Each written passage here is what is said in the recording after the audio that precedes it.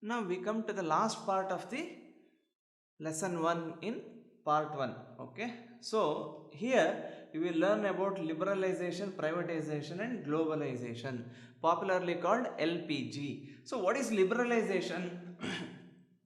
Liberalization refers to lessening of regulations and removing price control. Suppose you want to establish a cement plant in India.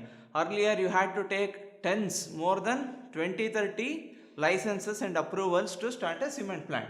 But with liberalization, the number of registrations, number of permissions to be taken has been lessened, and people also, rather the industries also, have been given the right to fix prices. Earlier you could not fix a price without government approval in some sectors, but with liberalization market forces have taken over and it has benefited both ordinary people and the industries. Next comes privatization. As the name itself tells you, it refers to relinquishing partial or full control. So, example is Maruti. Earlier, Maruti used to be a public sector company which was in losses and was not doing very well.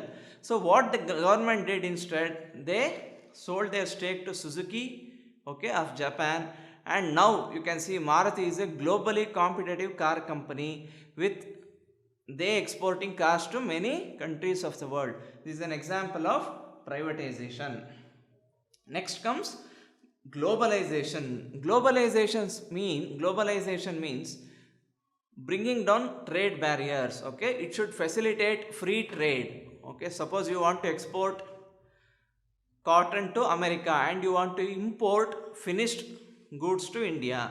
Cotton should enter US without any tax burden, okay, and likewise the finished products should be able to enter India without any taxes. So with this way consumers of both the countries will be benefited and both the countries will prosper.